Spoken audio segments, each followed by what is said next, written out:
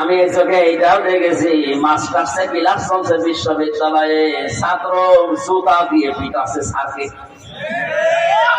আরো বলছে স্যার, বলছে শালা তোরে মেরেই ফেলবো, তোর এই কাজ দিয়েছি কেন কাজ করবি না?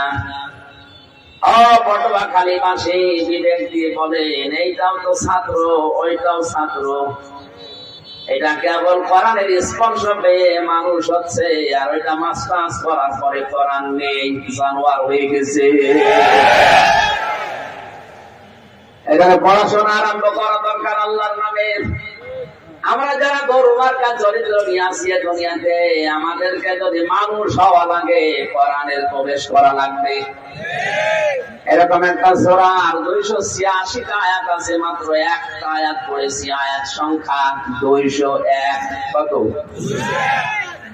এটা সবাই মোনাজাতে অন্তত কম বেশি পড়ে, কিন্তু এর ভেতরে যে কি আছে আর আপনি কি চান, আপনার এই চাওয়া জিনিসকে আল্লাহ কবুল করে, আপনি আজকে শোনেন।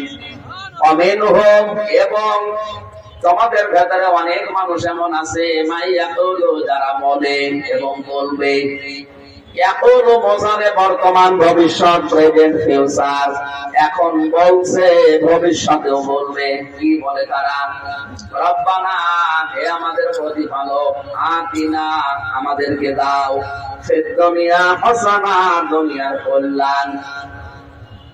হাসানা শব্দের অর্থ আমি 33টার উপরে পেয়েছি। হাসানা মানে শুধু কল্যাণ না, হাসানা মানে শান্তি, স্বস্তি, নিরাপত্তা। আমি দুনিয়ায় শান্তি চাই, নিরাপত্তা চাই, কল্যাণ চাই, সুখ চাই। আফিল আখিরাতি হাসানা, আখিরাতেও তুমি আমারে কল্যাণ দাও।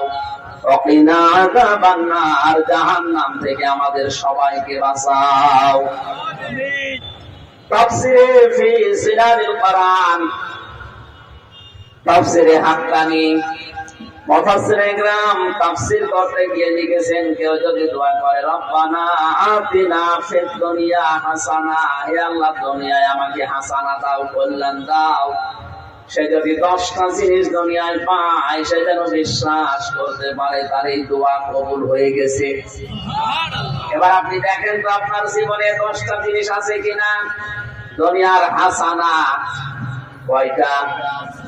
10টা। বলেন কয়টা? 10টা। অফিল আখিরাতি হাসানা, আখিরাতের হাসানা বা কল্যাণ দাও। তাফসীরে মুফাসসির লিখেছেন আখিরাতের হাসানা 5টা। ওয়াকিনা আযাবান নার, জাহান্নাম থেকে আমাদেরকে বাঁচাও। জাহান্নাম থেকে মুক্তি পাওয়ার একটাই উপায় আছে। কয়টা? আরো জোরে। তাহলে ওদিকে 10, এদিকে 5, আর এদিকে 1, কত?